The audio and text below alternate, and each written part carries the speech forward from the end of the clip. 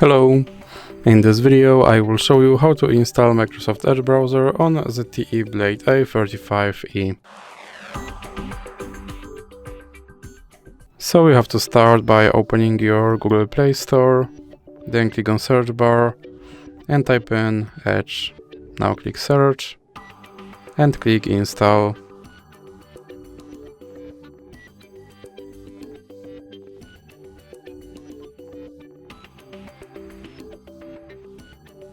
And here you can set this browser as your default browser, or you can click not now. And now you have to confirm your data and privacy settings. And as you can see, my Microsoft Edge is now installed and is ready to use. So that's it for this video. If you liked it, please remember to leave a like and subscribe.